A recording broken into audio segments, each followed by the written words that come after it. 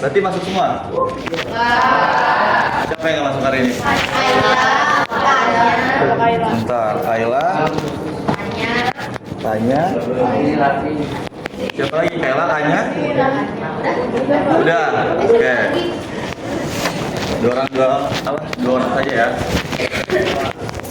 Oke, sebelum memulai, saya mau ucapkan juga selamat pagi pada Pak Julito yang sudah hadir pada pagi hari ini sebagai guru platform dan juga sebagai guru penguji saya. Dan juga untuk Pak Ariswandi sebagai dosen dari pembimbing saya yang tidak hadir pada hari ini. Oke, bisa saya langsung mulai saja ya. Oke, sebelum kita masuk materi, kan kemarin kita ulangan kan? Kira-kira nilai ulangannya pada bagus atau enggak?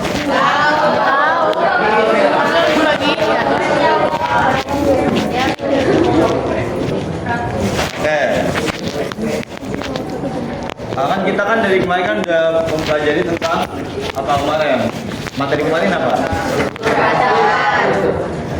Elastisitas. Elastisitas ya. Coba saya mau ngetes dulu nih tentang materi kemarin. Coba Rizky, apa yang kamu ketahui tentang elastisitas? Tentang harga pasar yang dimana produksi atau konsumen sama-sama tidak ingin menambah atau mengurangi barang yang dijual atau dikonsumsi. Masih salah, itu coba diulang lagi kembali materinya tentang elastisitas. Ingat, karena itu kan itu tentang pasar. Coba misal Arif, elastisitas Arif. Dan itu pengaruh harga barang terhadap Ya, jadi hampir sedikit. Jadi yang kemarin Bapak bilang itu, jadi elastisitas itu adalah perubahan harga itu dapat mempengaruhi dari perubahan permintaan barang. Atau yang kemarin contohnya apa? Yang dari perubahan barangnya itu apa yang kemarin tuh? Itu adalah effort, ya kan? Effortnya. Nah, sedangkan dari perubahan permintaan barangnya itu adalah reaksi cinta kan? Jadi semisal nih, apakah ada effort di cowoknya itu sedikit, nanti akan menimbulkan reaksi cinta yang berlebihan. Itu termasuk elastis apa coba? Iya, termasuk elastis. Nah, sedangkan kalau yang semisal perubahan harga itu lebih besar daripada perubahan permintaan barang, atau nih effortnya itu lebih besar daripada reaksi cintanya, apa itu namanya? Iya, itu adalah elastis. Ada satu lagi, misal nih perubahan harga itu sama dengan perubahan dari permintaan barangnya. Iya, itu merupakan elastisitas. Oke, jadi kita akan masuk ke materi baru, yaitu adalah struktur pasar. Nah, sebelum kita masuk, kita diri dulu dong. Kita main game dulu.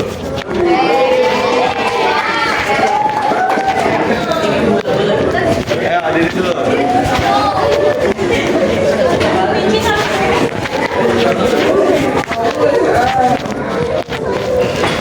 Oke, jadi game kita kayak biasa ya, itu adalah konsentrasi dan kecepatan. Jadi game kalian itu ngambil cepet-cepetan barang oleh dua teman sebangku kalian. Terus misal kalian mau ngambil pulpen, taruh aja pulpen di tengah-tengah kalian.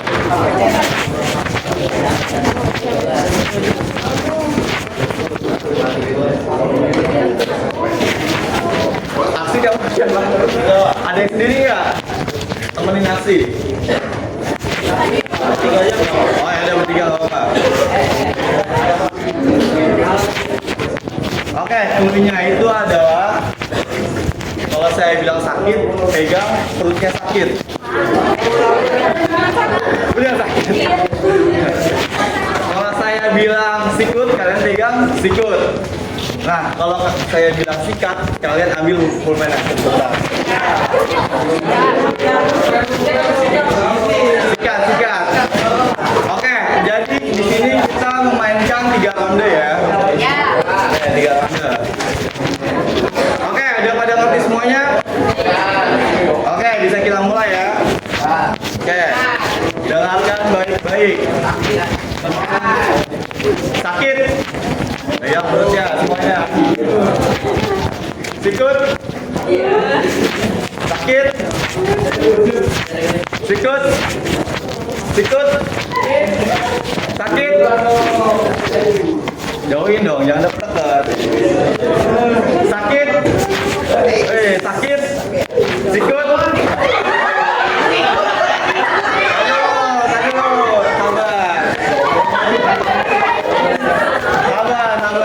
Sikat.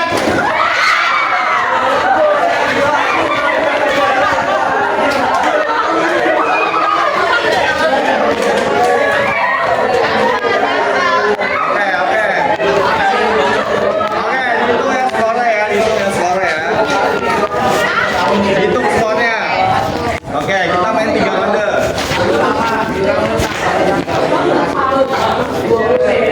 Oke, ayo perhatikan lagi. Oke, sikut. Sakit. Sakit. Sikut. Sakit. Sakit. Tak dulu. Oke, dengar lagi. Sikut. Sakit. Sikut. Sikutnya sakit. Sakit. Sikat.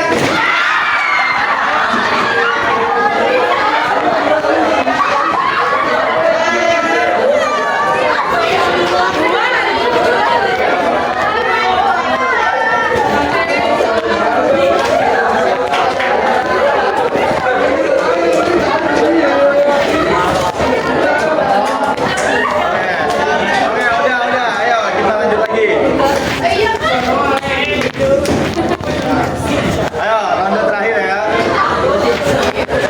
Ingat, fokus dan kecepatan. Taruh lagi semuanya barangnya. Dengar ya. Sakit. Sikut. Sikat.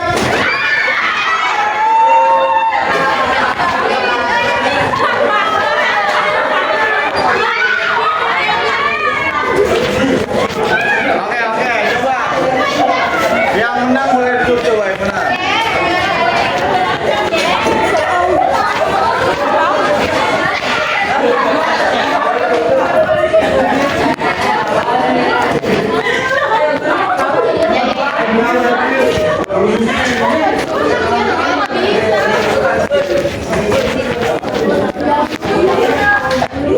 Oke, perhatikan ya.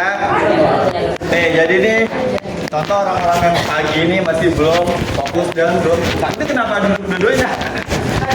Sama. Ada 3 ronde. Ada 3 ronde satu.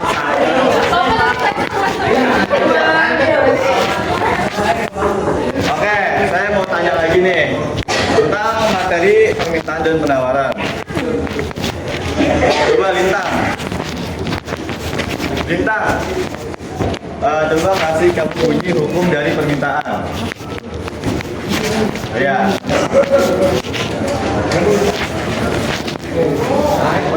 Coba Lintang, Lukman bantuin.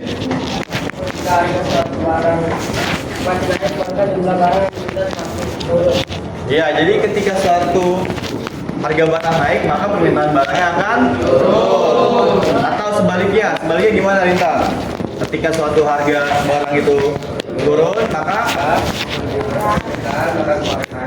permintaannya akan semakin. Ya. Oke, kalian boleh dulu. Coba Anita dulu. Coba Bati nih. Rizky, hukum dari penawaran. Suatu harga barang atau jasa jumlah barang atau jasa yang akan ditawarkan adalah. Ya, jadi kalau hukum dari penawaran adalah ketika suatu harga barang atau jasa naik, maka produsen itu akan menawarkan barang atau jasanya lebih banyak. Oke, karena di sini barisan dari wakil oleh Rizky, boleh duduk. Coba barisan sini, perwakilan.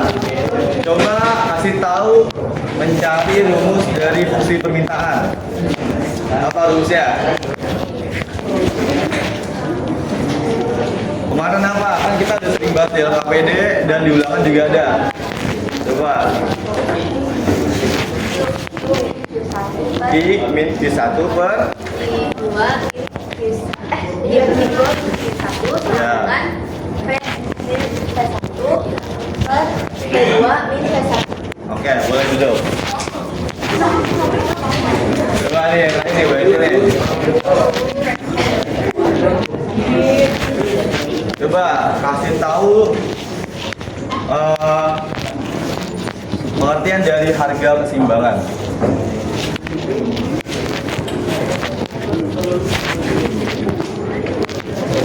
Adalah terbentuknya suatu harga keseimbangan. Harga keseimbangan itu sendiri adalah harga di mana konsumen atau produsen sama-sama tidak ingin menambah atau mengurangi barang atau jasa yang dijual atau dikonsumsi. Ya, jadi harga keseimbangan adalah ketika suatu pembeli dan penjual itu sama-sama tidak ingin menambahkan atau mengurangi jual belinya. Oke, boleh duduk. Oke, ada semangat kan? Oke, kita masuk ke materi baru, yaitu adalah struktur pasar.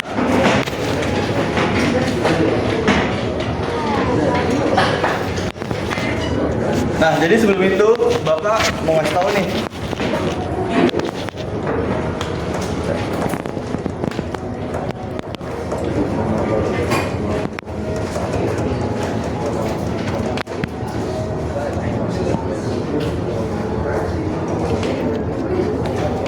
Mau ngasih tahu dari tujuan pembelajaran yang kita akan pelajari materi pada kali ini.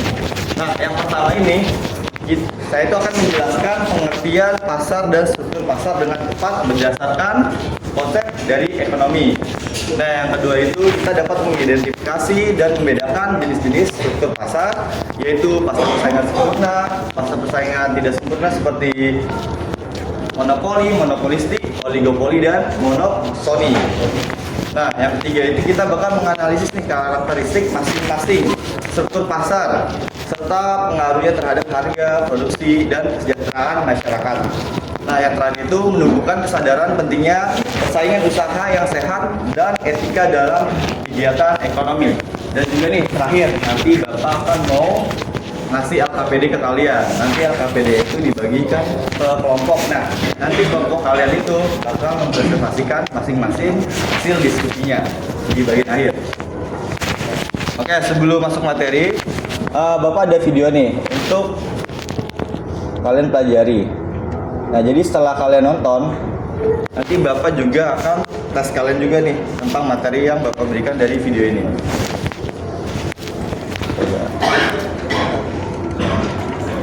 Kita geser yuk ke perusahaan air mineral itu. Wah, ternyata mereka menjual air mineral saja ya.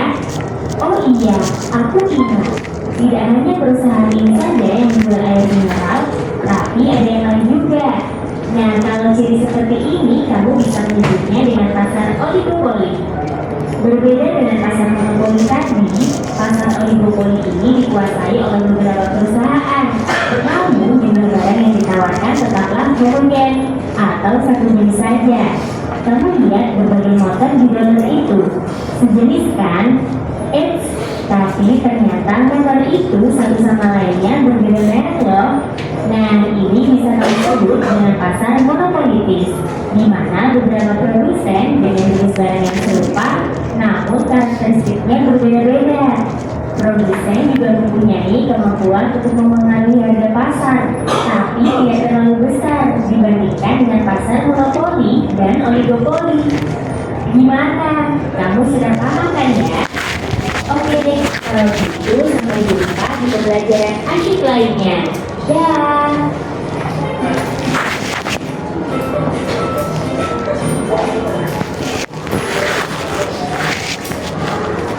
Oke, udah pada nyimak ya berarti ya. Tentang apa materi tadi? Pasar. Nah, dua jenis pasar tadi ada berapa? Ya, jadi dua jenis pasar itu adalah pasar persaingan sempurna dan pasar persaingan tidak sempurna. Nah, tadi jelasin lagi tuh dalam pasar persaingan tidak sempurna tuh ada apa aja? Logistik, rolling. Ya, oke. Baik. Udah mulai paham ya. Nah, saya coba mau tanya lagi. Coba Akbar. Akbar. Coba apa yang kamu ketahui tentang pasar, Akbar? Sepertinya suatu barang atau jasa. Tempat terjadinya jual beli barang atau jasa. Ada lagi yang mau nambahin? Kenapa? Coba kentangin dong. Tempat bertemunya penjual dan pembeli. Oh iya betul. Kelihatan ya. Ada lagi. Arif. Apa Arif? Apa itu Arif? Ya, tempat terjadinya interaksi jual beli. Nah, jadi itu benar ya beberapa. Jadi pasar itu adalah tempat bertemunya antara penjual dan pembeli yang akan melakukan transaksi jual beli. Nah, jadi untuk konsep dari pasar udah paham ya? Nih, kita masuk ke slide-nya nih. Nah, coba saya baca ya. Nah, apa sih itu pasar? Pasar adalah tempat bertemunya penjual dan pembeli yang melakukan transaksi untuk menentukan nilai harga dari barang atau jasa. Yang tadi seperti Bang bilang. Oke, untuk konsepnya paham? Paham. Tapi saya mau tanya dong di sini. Sekarang kan anak-anak ini kan pada Gen Z semua kan. Di sini masih ada yang suka ke pasar nggak pagi-pagi? Ke pasar apa? Coba satu orang angkat tangan. Pagi-pagi ke pasar ngapain? Coba angkat tangan dong, berani dong. Apa nih ada yang berani? Tadi bilang ada yang berani pasar. Apa coba Sauki? Oh, pernah ke pasar Sauki? Pagi-pagi? Nggak pernah? Pernah. Ngapain?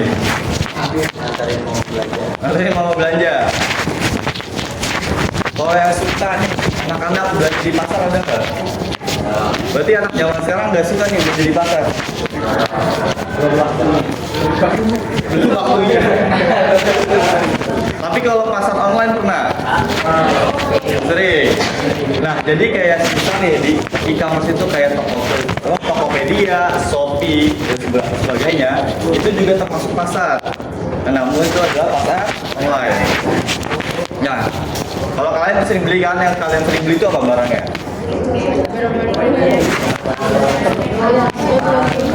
Apa? Skincare, make up, kalau cewek-cewek. Kalau cowok-cowok apa? Top up game. Betul. Oke, untuk pasar dipahami ya. Kita lanjut nih ke dari syarat-syarat terbentuknya pasar. Coba Arif baca Arif. Kelihatan nggak? Kelihatan kan? Syarat pasar.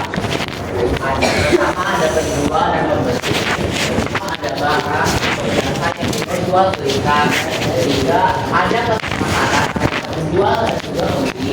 Keempat ada tempat untuk melakukan transaksi.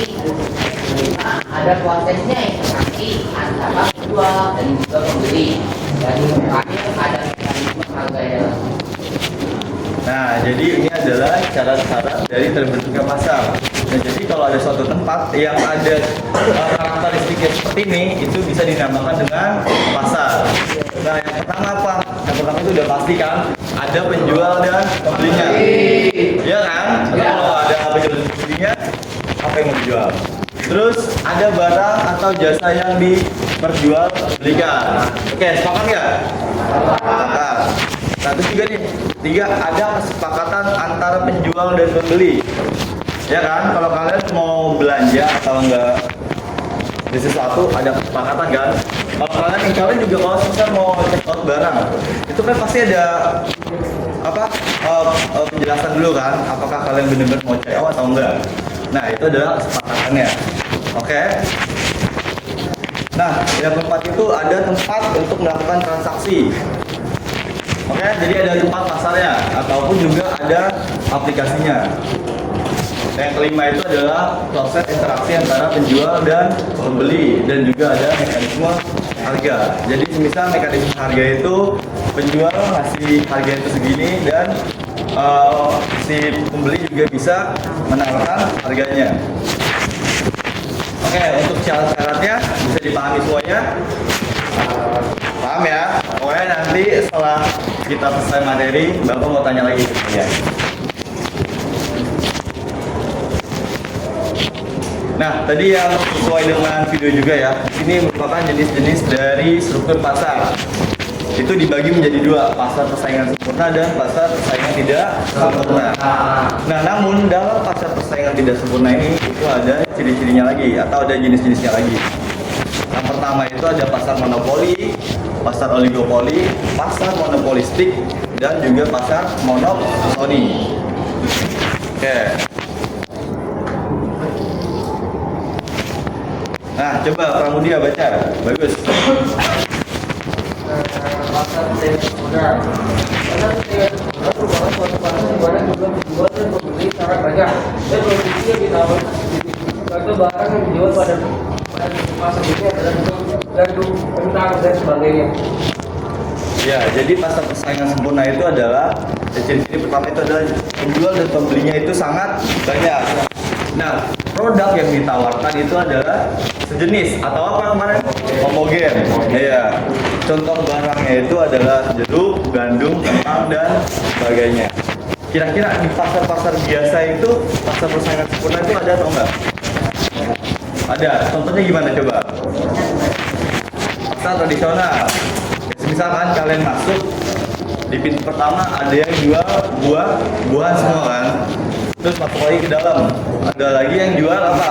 Sayur-sayuran dulu semua. Ini saya sering pasar nih. Kalian tahu buah dulu, sayur dulu, habis itu apa? Daging dan ikan-ikan. Atau kira-kira ada nggak nih pasar yang isinya cuma ikan semua? Ada kan? Ya, di Kramatjati juga ada, di Muarangke juga ada. Nah, jadi pasar persaingan sempurna itu seperti itu. Jadi mereka itu penjual dan pembelinya itu sangat banyak dan barang yang dijual itu bersifat homogen atau sejenis. Nah, kita lanjut ke karakteristik dari pasar persaingan sempurna. Nah, yang ini tadi udah dibilang kan, di video juga tadi udah ditayangkan karakteristiknya, yaitu adalah adanya banyak penjual dan pembeli. Terus juga barang yang dijual itu bersifat homogen atau sama. Tidak ada campur tangan pemerintah dalam penentuan harga. Benar atau enggak? Memang kalian pernah lihat nih, tiba-tiba pemerintah ikut campur menentukan harga dari sayur kol. Enggak kan? Nah, makanya di sini persaingan sempurna itu adalah tidak ada campur tangan dari pemerintah. Nah, penjual itu adalah sebagai price taker atau pengambil harga dari mekanisme harga apa? Permintaan dan penawaran. Nah, jadi seperti itu. Nah, yang terakhir itu adalah free entry dan exit. Tidak ada hambatan untuk keluar masuk bagi pasar bagi penjual. Paham nggak tentang free entry ini?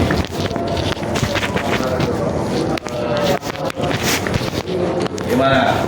Jadi free entry dalam pasar persaingan sempurna ini, jadi misal nih, kalian itu sebagai pendatang baru atau penjual baru, itu bakal dipermudah masuk ke dalam pasar persaingan sempurna, atau bakal produk-produk kalian itu bakal diwakilin oleh pedagang-pedagang yang udah lama.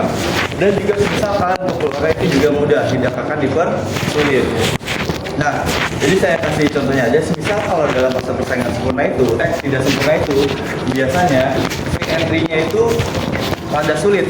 Kenapa? Karena dalam pasar persaingan tidak sempurna itu biasanya pemain baru itu sulit untuk masuk ke dalam pasar. Karena apa? Karena biasanya pemain-pemain lamanya itu tidak suka dengan adanya pemain baru atau tidak suka adanya dengan kompetitor. Dan juga misal dalam pasar persaingan tidak sempurna itu modal yang dibutuhkan itu juga besar. Nah, jadi untuk free entry paham nggak? Jadi dalam pasar persaingan sempurna ini kalian mau dagang menjadi penjual baru nih di pasar ikan misalnya, itu bakal di-welcome banget sama pedagang lamanya. Oke, paham?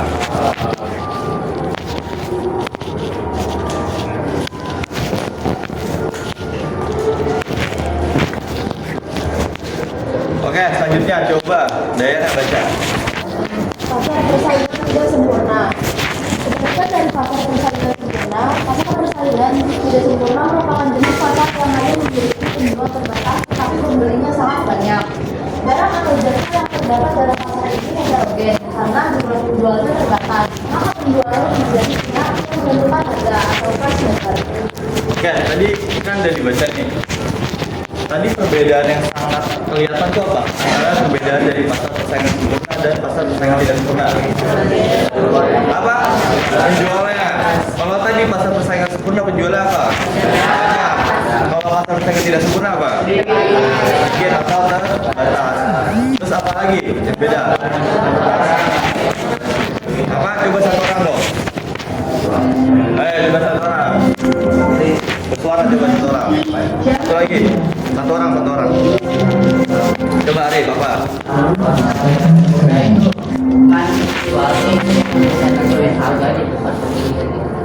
Ya, pasar persaingan sempurna itu kalau nggak pembelinya yang bisa apa ya? jadi pasar persaingan sempurna itu mekanisme harga itu ditentukan oleh permintaan dan penawaran. Oke, bentar ya. Mohon maaf Bapak Ibu guru dan anak-anak sekalian yang sedang kegiatan belajar mengajar, kami informasikan untuk kelas 12 peserta TO hari ini diharapkan untuk segera menuju ke ruang Labcom sesuai dengan pembagian ruangnya. Sekali lagi, khusus kelas 12 peserta TO hari ini diharapkan untuk segera menuju ke ruang Labcom sesuai dengan pembagian ruangnya yang sudah di-share di grup oleh Bu Tami. Terima kasih. Wassalamualaikum warahmatullahi wabarakatuh. Waalaikumsalam warahmatullahi wabarakatuh. Nah, tadi gimana pasar persaingan sempurna itu harganya itu ditentukan oleh apa? Oleh mekanisme pasar. Yaitu apa? Permintaan dan penawaran. Nah, sedangkan dalam pasar persaingan tidak sempurna ditentukan oleh siapa harganya? Oleh penjualnya atau perusahaan. Nih, makanya penjual menjadi pihak yang menentukan harga atau price maker. Nah, di sini ada karakteristiknya. Coba oke baca sekali.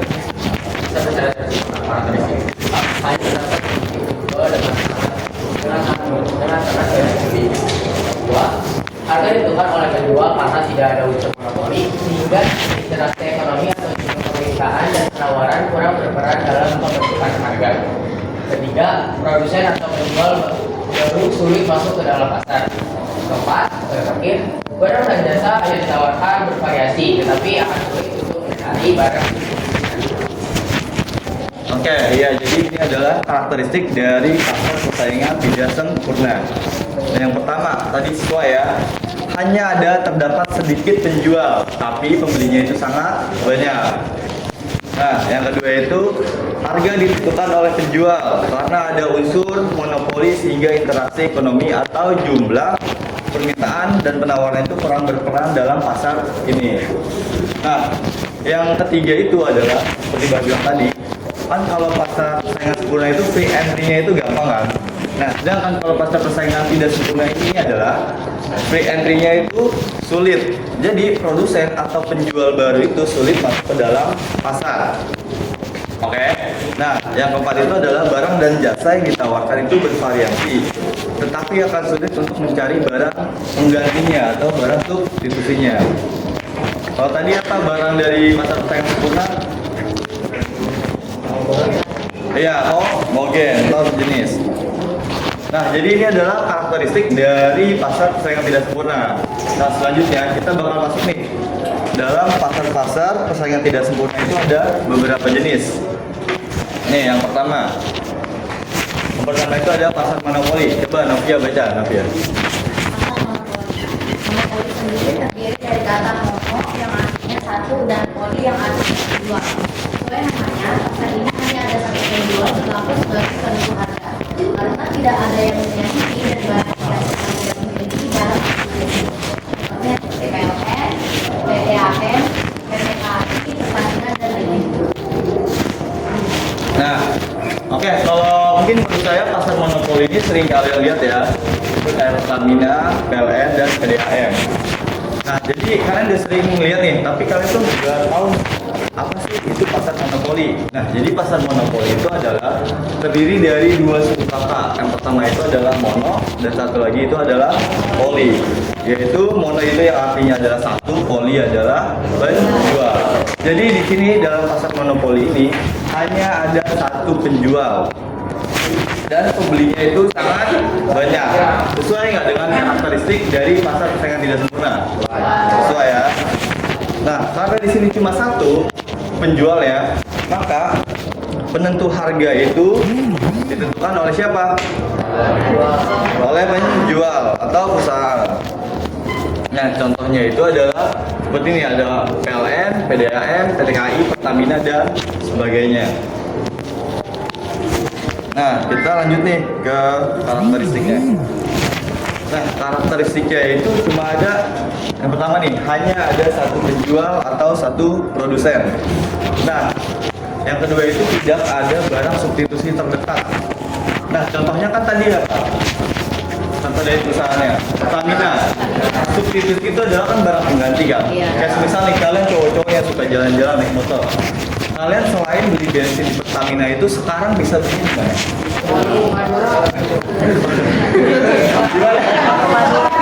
Fotokopian. Apa itu? Nah, kan ada kan? Tapi itu berawal dari mana?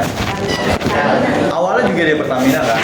Nah, makanya itu dia dinamakan dengan pasar monopoli. Nah, makanya kan sekarang kan kalian udah tahu sendiri kan, kayak misal ada beberapa macam SPBU. Apa sekarang? Ada Shell, Vivo, BP, apa lagi?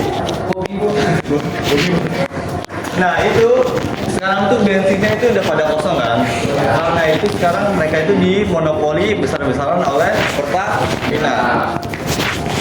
Kira-kira yang lain ada lagi nggak contohnya? PLN kan, tentang listrik. Kalian selain beli listrik dari PLN itu ada nggak?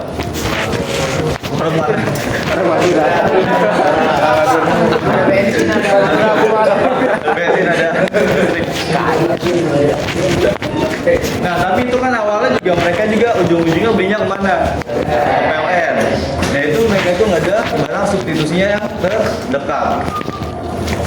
Nah, tapi nih menurut kalian nih, di Indonesia ini banyak nggak sih perusahaan minyak atau bahan bakar minyak selain dari Pertamina? Banyak. Tapi kenapa yang ngejual itu hanya Pertamina?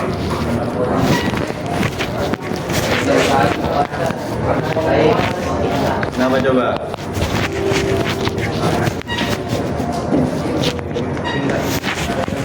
Kenapa? Susah masuk pasar.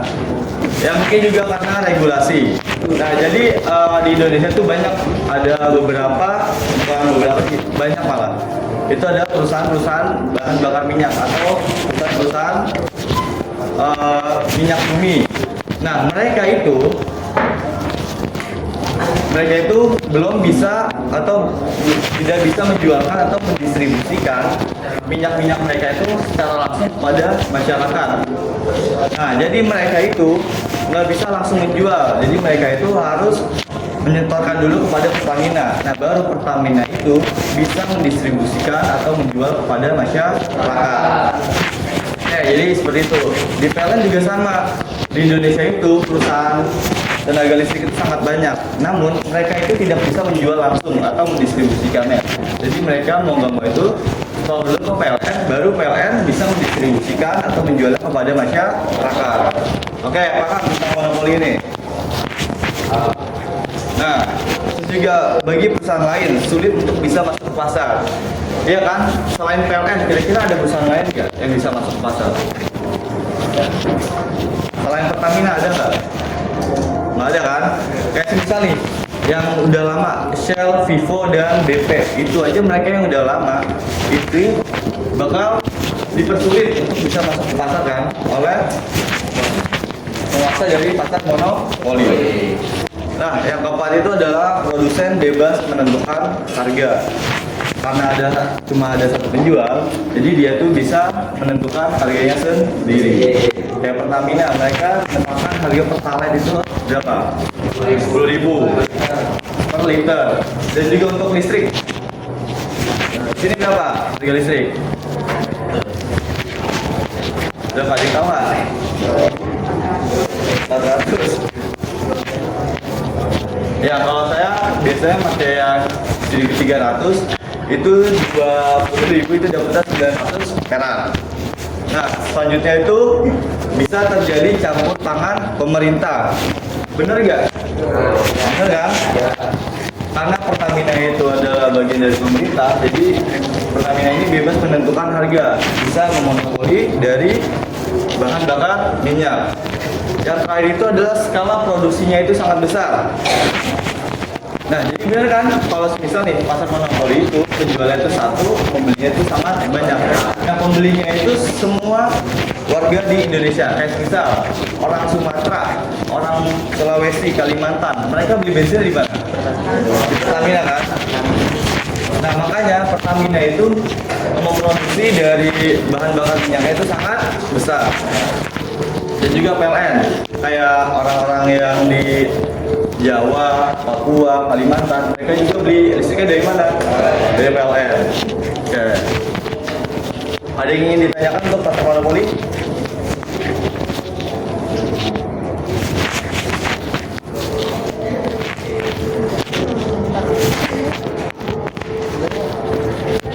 Kenapa? Raisa mau nanya?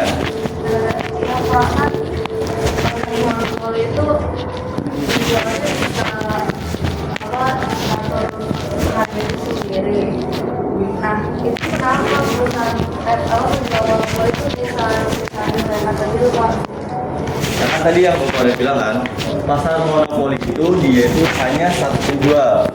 Nah, dikarenakan hanya ada satu penjual, dia itu bisa menentukan harga. Contoh lainnya apa? Misal, kalau di luar negeri, ada yang tahu nggak? Perusahaan yang besar. Contohnya itu adalah Microsoft. Itu adalah perusahaan besar dari Amerika Serikat. Nah, mereka itu menjual apa? Dia itu menjual software. Nah, karena dia itu sebagai produsen besar, hanya satu-satunya yang pertama itu, jadi si Microsoft ini bebas untuk menentukan harganya. Nah, makanya juga skala produksinya itu sangat besar. Seluruh dunia itu menggunakan software dari Microsoft. Kayak laptop yang saya gunakan ini, software dari mana? Dari Microsoft. Nah, contoh yang lain juga kalau di Indonesia itu adalah kayak tadi Pertamina. Nah, kenapa mereka itu bisa menentukan harganya sendiri?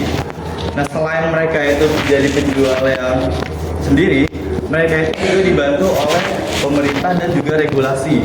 Jadi mereka itu udah ada undang-undangnya sendiri untuk menentukan harga dari jualnya. Oke, paham, Raisa? Oke, boleh dilanjut ya. Coba, Adril, baca Adril. Ayo.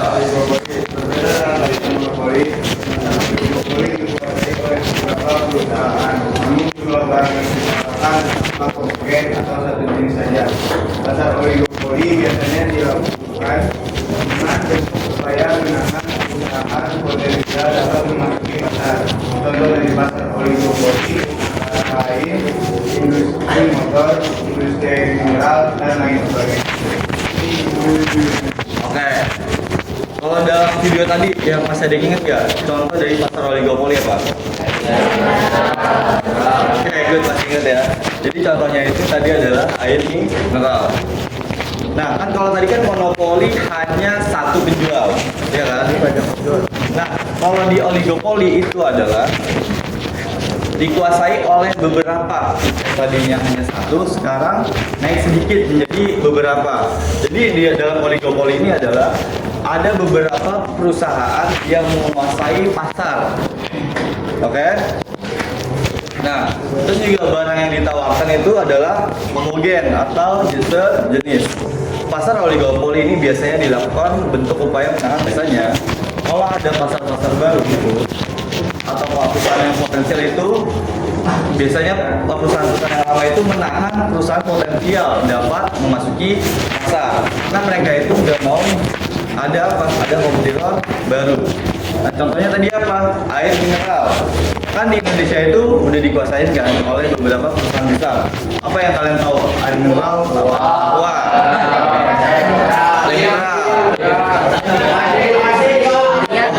Oasis, apa lagi? Fit kan, Fit. Dia apa itu? Real Life dan Nestlé kan juga kayak gitu kan. Nah, itu kan mereka kan udah menguasai pasar di Indonesia kan. Iya nggak? Kayak semisal nih, kalian lagi ada di Sumatera atau kalian lagi ada di Kalimantan. Terus kalian mau minum, merek apa yang ada di sana? Pasti ada kan? Pasti ada aqua kan? Nah, jadi seperti itu. Nah, semisal nih, minjem dulu deh ya, izin. Nah, semisal nih, Batavia ini mau memasuki pasar mau menyaingi dari aqua dan le mineral. Kira-kira gimana? Bisa masuk atau enggak? Why? Kenapa? Perusahaan baru selain itu? Apa kira-kira? Kira-kira kalau kalian lagi di Sumatera mau beli Batavia ada atau enggak? Ada. Iya. Karena yang pertama nih dari persaingan perbedaan harga itu sangat jauh. Yang kedua kan dibilang kan kalau ada perusahaan baru biasanya perusahaan yang lama itu bakal apa?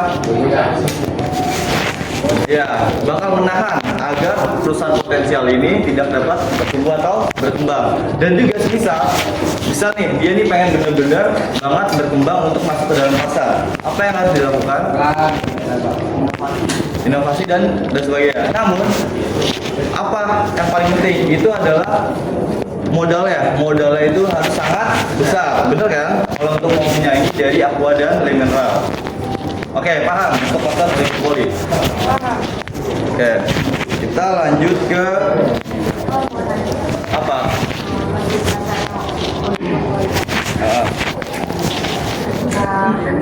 Ya, kenapa di pasar oligopoli itu perusahaan satu sama lain itu sangat mempengaruhi? Kenapa perusahaan lain itu sangat mempengaruhi? Nah, kan tadi dikasih tahu kan, kayak udah ada yang dikuasai oleh le mineral dan juga aqua. Mereka itu harganya itu kan gak beda jauh kan? Harganya beda berapa kira-kira? 1.000, 2.000 kan rata-rata. Nah, makanya mereka itu saling mempengaruhi nih. Kayak semisal ada satu perusahaan misal aqua itu mengeluarkan produk baru, misal aqua kecil. Nah, biasanya perusahaan-perusahaan lain juga akan mengikuti karena mereka itu saling mempengaruhi. Jadi mereka itu karena hanya ada beberapa, mereka itu nggak mau ketinggalan pasarnya. Jadi misal aqua bikin yang sebotol kecil ini. Nah, biasanya juga nanti le mineral mengikuti, ya kan? Ya. Misal yang pertama kali ada galon tau nggak? Aqua kan? Nah, nanti ada sekarang apa? Yang keluar tuh? Leo, le mineral, sel juga ada kan? Nah, makanya itu. Jadi misal nih ada satu perusahaan membuat kebijakan baru. Nah, biasanya perusahaan yang lain itu akan mengikuti. Makanya dalam pasar oligopoli ini perusahaannya itu saling mempengaruhi. Dan juga untuk masalah harganya itu pasti berdekatan, gak bakal beda jauh. Nah, makanya nih misal kalau ada perusahaan baru yang harganya 2.000, itu kan berarti kan lebih murah 50% kan daripada dari aqua sama le mineral. Nah, makanya persaingan harganya juga sangat ketat nih dalam pasar persaingan oligopoli. Karena kalau misal harga 2.000, kalau dia produksinya besar, orang-orang maka belinya apa? Beli ini dong pasti kan. Nah, makanya biasanya kalau ini masuk itu bakal apa? Dipersulit oleh pasar yang udah lama. Nah, ini adalah karakteristik dari pasar oligopoli. Yang pertama itu adalah jumlah penjualan sedikit. Kan kalau tadi monopoli apa penjualnya? Jualan juga sih. Monopoli tadi apa penjualnya? Iya, penjualnya satu. Kalau sekarang oligopoli penjualnya sedikit. Naik kan dari satu menjadi sedikit. Nah, pembelinya tetap sama, itu pembelinya adalah banyak. Barang yang dihasilkan itu bersifat homogen atau diferensiasi tadi homogen kan tadi kan. Kalau ada perusahaan jual air minum berarti air minum semua. Atau tadi contoh lain itu adalah apa? Industri dari motor. Nah, terus yang ketiga nih, yang tadi Bapak bilang, seperti karakteristik dari pasar persaingan tidak sempurna, yaitu adalah sulit dimasuki oleh perusahaan baru. Nah, yang keempat itu adalah persaingan non harga itu sangat ketat kan. Nah, yang kelima itu ada saling ketergantungan antar perusahaan. Oke, tadi ini udah Bapak jelasin, tadi juga ada yang nanya. Oke, sini paham semua? Produk kita kepada konsumen itu benar-benar juga. Namun ada lagi, kita itu bisa menampilkan keunikan dari barang jual kita. Kayak misal produk lain itu menjual misal sampo untuk menghilangkan ketombe. Nah, ada nih satu brand itu dia mengiklankan atau mempromosikan itu ada yang lebih unik lagi. Jadi misal sampo itu menghilangkan ketombe dan juga membuat rambut menjadi harum. Nah, itu kan kira-kira kan kalau orang mendengar promosi seperti itu, orang-orang akan membeli yang mana? Untuk menghilangkan ketombe aja atau menghilangkan ketombe dan membuat rambut menjadi harum? Yang mana? Yang kedua kan? Keduanya yang menghilangkan ketombe dan juga untuk mengharumkan rambut. Dan juga semisal body lotion kan bisa cewek-cewek ini. Biasanya kalian pakai itu body lotionnya yang gimana? Yang lengket atau yang cair? Ada. Iya, pokoknya yang lengket gitu. Tapi ada kan beberapa brand nih yang unik nih yang bikin kalian itu menjadi tertarik untuk membeli brand tersebut. Kayak semisal apa? Contoh yang body lotion yang unik. Apa? Nivea atau apa itu yang saya pakai itu apa ya? Citra atau sebagainya.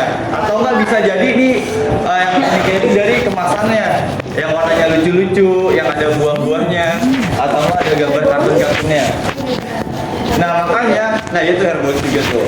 Nah makanya di dalam pasar monopolistik ini iklan dan promosi itu adalah sangat penting karena itu akan menjadi pengingat kepada konsumen. Oke, jadi kalau misal nih, kalau kalian pakai yang body yang wanginya ini, nah pasti kan udah nebak nih, pasti dari brand ini. Nah itu maksud dari adalah promosi atau iklan. Oke, dimengerti Akbar. Arif mau nanya apa, Arif? Udah, tadi pertanyaan udah. Oke. Di akhir kan?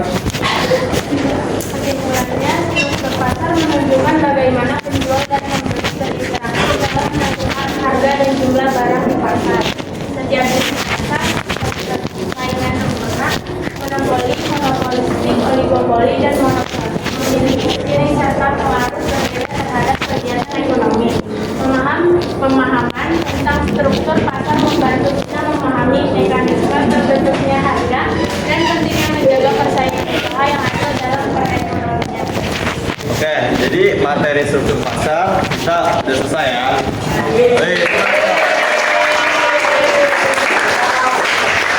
Oke, senang nggak materinya nggak ada hitung-hitungan? Biasanya gimana ekonomi? Ada hitung-hitungannya? Kenapa? Abis ini mau ada hitung-hitungan?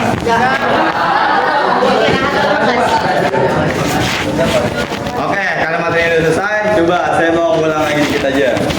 Coba, tadi yang terakhir, Novia baca. Tadi kita belajar apa aja, Novia? Tadi kita pelajari tentang pengertian apa itu pasar. Iya. Juga dikasih tahu cara-cara bentuknya pasar. Iya. Ada jenis struktur pasar juga. Terus dijelasin pasar itu ternyata ada dua, ada pasar persaingan sempurna atau persaingan. Nah, coba kamu ketahui tentang pasar persaingan sempurna. Pasar persaingan sempurna itu suatu pasar di mana jumlah penjual dan pembeli sangat banyak produk yang ditawarkan sejenis. Ya. Data barang yang dijualnya itu dalam bentuk pasar sempurna, persaingan sempurna itu ada jeruk, gandum, kentang dan lain-lain. Nah, tukang ini dia udah nyatet. Coba ada yang mau nyatet nggak? Akbar mau nyatet? Coba Akbar. Karakteristik dari pasar persaingan tidak sempurna. Persaingan tidak sempurna. Ya, coba kamu nggak menjelaskan? Mekanismenya ditentukan oleh pasar. Benar atau enggak? Pasar persaingan tidak sempurna. Salah. Oleh penjual atau perusahaan. Ya, satu lagi.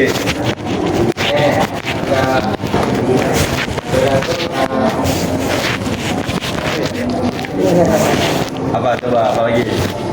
Penjual dan pembelinya gimana?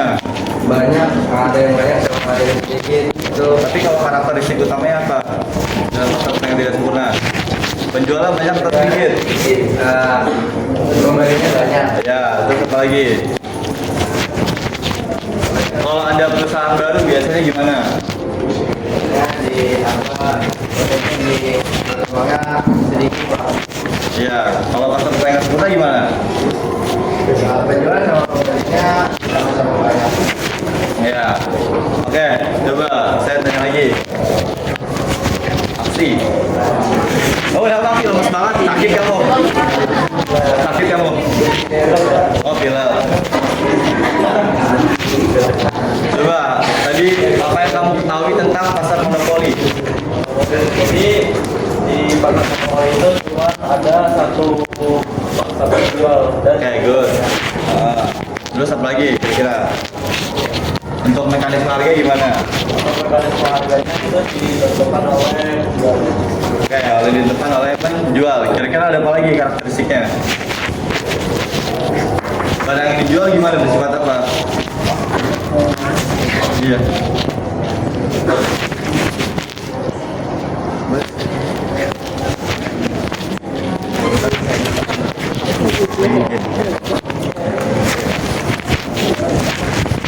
Apa? Untuk barang-barangnya yang dijual bersifat apa? Itu bersifat Iya, bersifat homogen. Oke. Yang terakhir nih, coba saya mau yang berani aja coba. Saya kasih nilai deh yang berani. Angkat tangan. Ciri-ciri atau karakteristik dari pasar oligopoli. Ayo, ini dong. Ayo, tutup buku coba kalau berani. Ayo, boleh. Pasar oligopoli. Ya. Penjualnya itu sedikit, Ya. jualnya dikit, terus barangnya itu sama. Ya, tiba sama. Iya. Terus apa lagi? Ketawa-ketawa. Terus kenapa lagi? Harganya gimana harganya? Harganya nggak jauh beda. Harganya nggak jauh beda. Ya antara satu perusahaan ke perusahaan. Oke, betul. Terus apa lagi? Yang tadi kamu tanya apa? Perusahaannya saling apa? Iya, perusahaannya itu saling mempengaruhi. Untuk mekanisme harganya ditentukan oleh siapa? Iya, oleh perusahaan. Oke, udah banyak yang paham ya. Oke, selanjutnya masih ada waktu setengah jam ya kurang lebih ya. Jadi Bapak mau nih kalian itu mengerjakan LKPD. Nah, LKPD-nya tadi sekarang itu berkelompok. Nah, setelah kalian kerjakan, Bapak mau nih kalian presentasikan semua hasil diskusi kalian di depan. Nah, untuk pembagian kelompoknya itu, nah,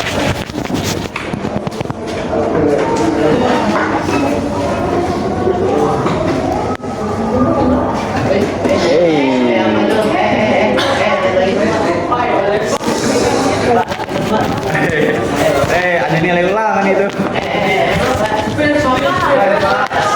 Siapa? Supir. Ayo coba, saya mau dari absen 1 sampai 7 nih, pindah ke sini, di kelompok 1. Ayo, main cepat.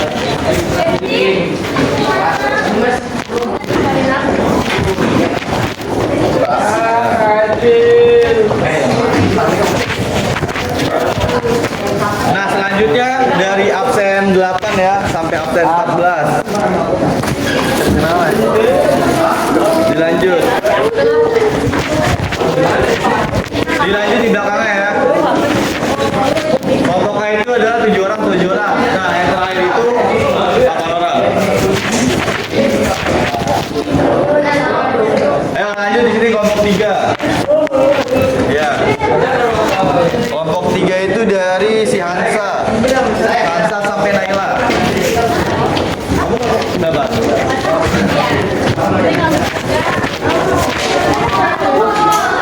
Iya kan? Ayo.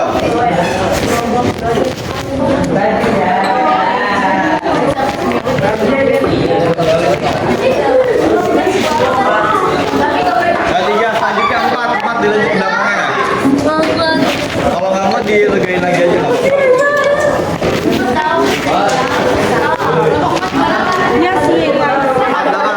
Belakang tiga. Nah 5 di sini juga boleh nih. Atau kalian bagi-bagi aja biar lebih lega lagi. Ya. Ada ini.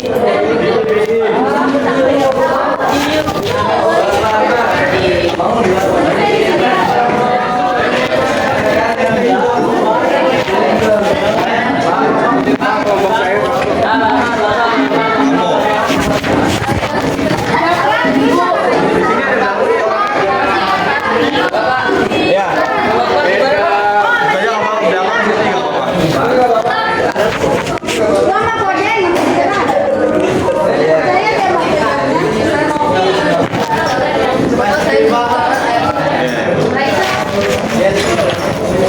Sabar, ulangan nanti dulu.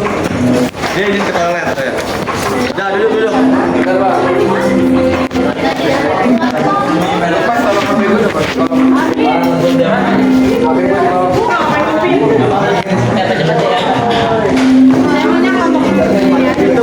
Kenapa berdua itu mati? Kenapa berdua? Oh itu, bareng dong. Oke, LKPD saya bagiin ya. Kalian kerjain di kertas ini. Nah jadi LKPD-nya cuma ada 3 soal. Yang pertama itu kalian itu menjelaskan pengertian dari masing-masing pasar yang kalian dapat. Terus juga terus kasih tahu, berikan keunikan yang ada dalam pasar kalian. Terus juga berikan juga kelebihan dan kekurangannya. Nah terus juga yang terakhir, kira-kira cocok nggak sih pasar ini itu ada di Indonesia atau enggak pasar ini itu seharusnya nggak ada di Indonesia. Oke, jadi nomor 1 mana? Nih, berarti kamu dapat pasar persaingan sempurna. Kelompok 2. Coba nih kasih tolong.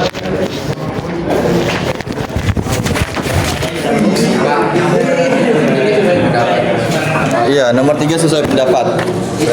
Iya. Kelompok 3, 2, 3, 4, sesuai 5 ya.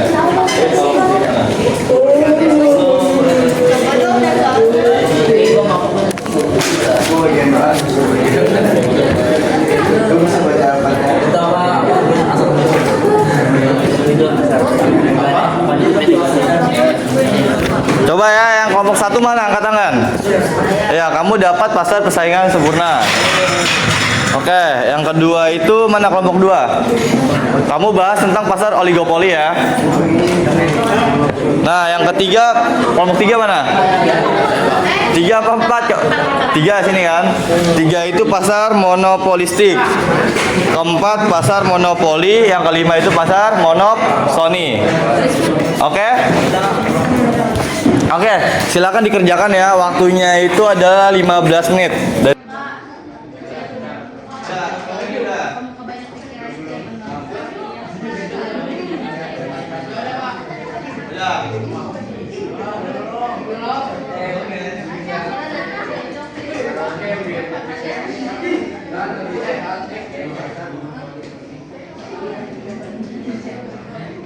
Oke, coba kita hasil maju dulu ya. Untuk kelompok pertama presentasi.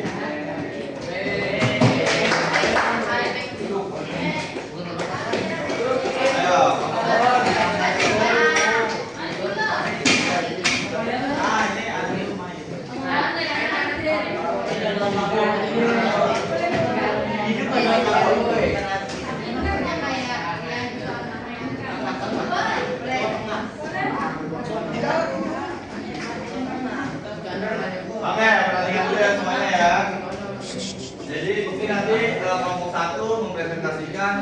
diskusinya tentang materi yang mereka dapatkan.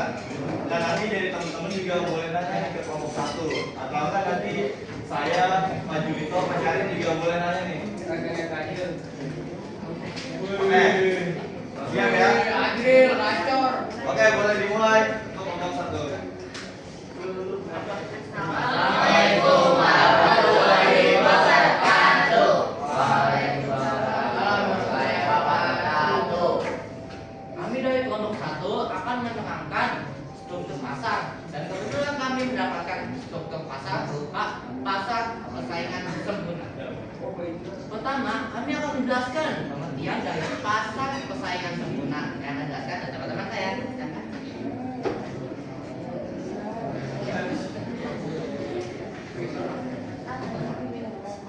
Jadi kita di soal pertama itu adalah menjelaskan pengertian pasar. Jadi pasar sempurna adalah pasar yang memiliki penjual dan pembeli sama banyak. Mekanisme harga yang ditentukan oleh permintaan dan penawaran. Produk yang ditawarkan bersifat homogen. Jadi itu tuh pengertian pasar itu kita dibagi jadi 3 ya teman-teman. Dan tadi itu yang memiliki penjual dan pembeli, terus juga mekanisme harga, dan juga tadi yang ditawarkan itu bersifat homogen. Lanjut itu pertanyaan. 2. Berikan keunikan apa yang ada dalam pasar kalian. Katakan kelebihan dan kekurangan dari pasar kalian. Keunikannya adalah salah satu free entry and exit atau bebas untuk keluar masuk bagi penjual. Kelebihannya tidak ada campur tangan pemerintah. Penjual adalah price taker atau mengambil ketentuan harga. Kekurangannya adalah kurang mendorong inovasi. Dan nomor 3, menurut kalian apakah pasar yang kalian dapatkan itu sangat cocok di Indonesia atau seharusnya pasar yang akan disediakan oleh Indonesia? Nah, jawaban kami adalah cocok karena pasar ini mendorong ekonomi Indonesia dan menjadi tulang punggung ekonomi di Indonesia adalah UMKM, karena pasar persaingan sempurna adalah tempat berkembangnya UMKM di pasar tradisional Indonesia. Nah, itu hasil diskusi kita. Apakah ada yang ditanyakan? Oke, teman-teman ada yang mau nanya nggak? Saya pikir Pak Jul mau nanya, Pak Jul? Coba saya nanya ya. Nih, dalam pasar persaingan sempurna kan mekanisme harganya itu ditentukan oleh permintaan dan penawaran. Nah, bagaimana caranya itu si produsen ini bisa memaksimalkan keuntungan dari mekanisme harganya? Bagaimana dalam pasar persaingan sempurna itu bisa memaksimalkan keuntungan? Kan kalau dari pasar persaingan sempurna kan harganya kan ditentukan oleh penjual kan, ditentukan oleh mekanisme pasar. Nah, bagaimana caranya pasar persaingan sempurna ini bisa mengambil keuntungan dari publik? jawab pertanyaannya Pak Rizky. Pasar persaingan sempurna kan memang kalau itu diatur oleh yang namanya itu permintaan dan kedua penawaran. Jadi cara mereka mendapatkan keuntungan itu hanya satu, yaitu dengan menekan biaya produksi seminim mungkin untuk mendapatkan keuntungan. Ya, oke, betul. Dan itu kan apa?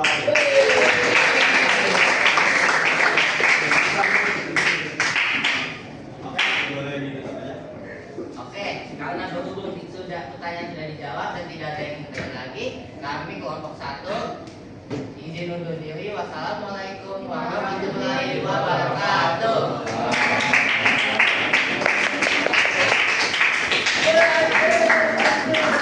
Ayo, untuk kelompok selanjutnya mau ditunjuk apa mau langsung maju? Maju sama kelompok.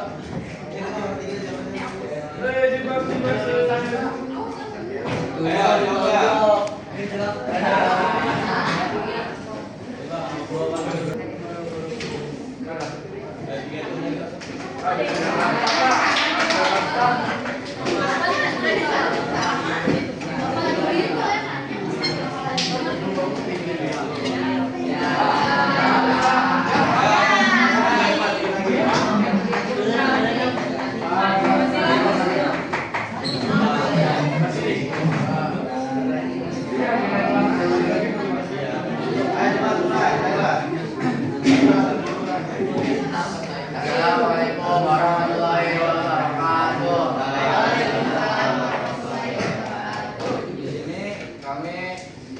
kelompok 3 izin mempresentasikan hasil diskusi kami mengenai pasar yang kami dapat, yaitu pasar monopolistik.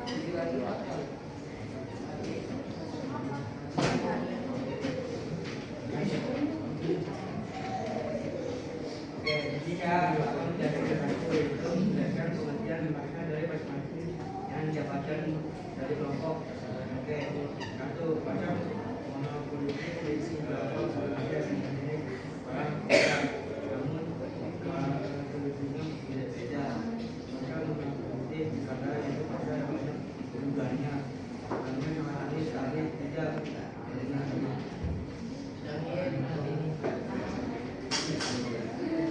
Ya, lanjut cepat.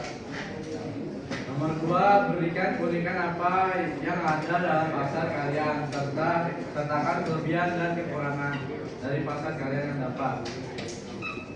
Keunikannya, perbedaan antar produk perusahaan dengan perusahaan lain, di mana banyak perusahaan menjual produk yang sejenis tetapi memiliki ciri khas unik seperti merek, kualitas dan lain-lain. Kelebihan, banyak pilihan produk bagi konsumen dan mendorong inovasi serta kualitas.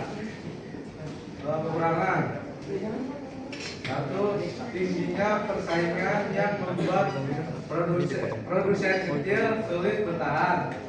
Kedua, dan biaya masuk pasar yang mahal.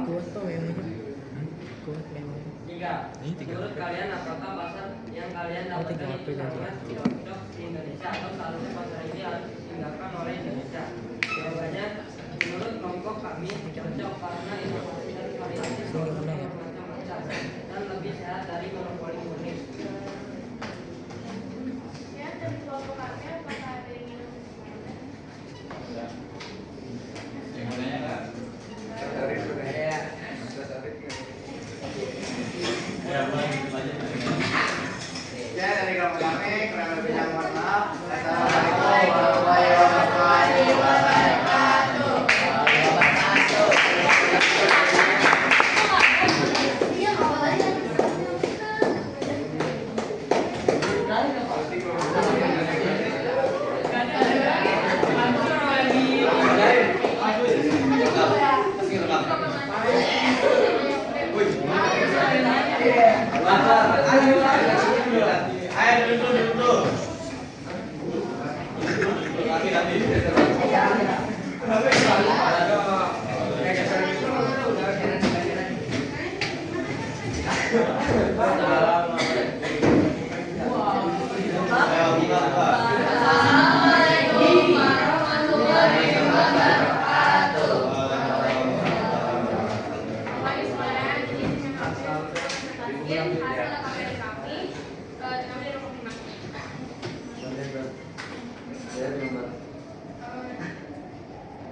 kita akan menjelaskan tentang pasar.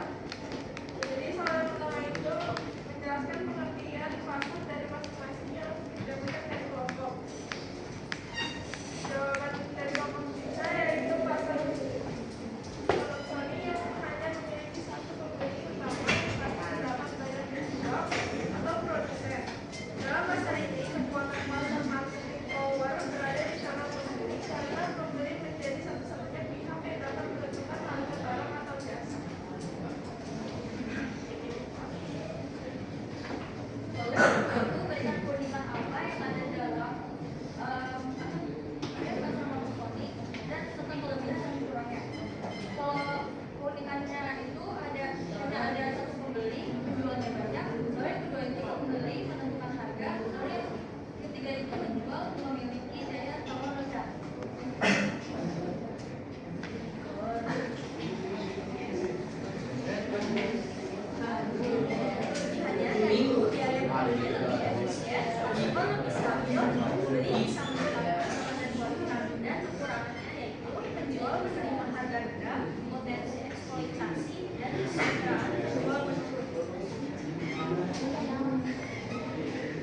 Yang ketiga, menurut kalian apakah pasar Monopoly itu sangat cocok di Indonesia atau seharusnya pasar ini harus ditinggalkan oleh Indonesia? Menurut kelompok kami, kurang cocok karena dapat merugikan penjual dan menyebabkan persaingan usaha yang tidak sehat. Selain merugikan penjual, pasar monopoly juga dapat menghambat perkembangan usaha yang kecil. Jika tetap ada, perlu pengawasan pemerintah agar harga tetap adil karena harga ini kan ditentukan oleh pembeli. Jadi pembeli nanti akan menjual harga yang inginkan penjual tidak sesuai ekspektasinya gitu. Namun juga pasar monopoly ini memiliki dampak positif seperti kualitasnya lebih terjaga, pasokannya lebih stabil, dan proses pembeliannya lebih efisien. Sebelum kami tutup, ada yang mau bertanya? Ya, ya. Cukup saya cukup. Oke, izin tertutup. Wassalamualaikum warahmatullahi wabarakatuh.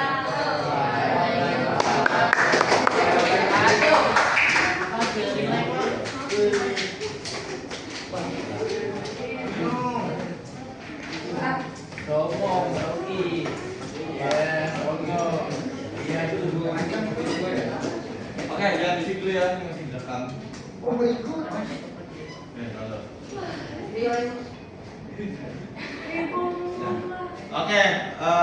Oke, baik semuanya pada hari ini kita sudah selesai materi, bahas materi, nonton video dan juga tadi kita mengerjakan KPD juga presentasi. Nah, berarti materi tentang struktur pasar pada kali ini itu sudah selesai.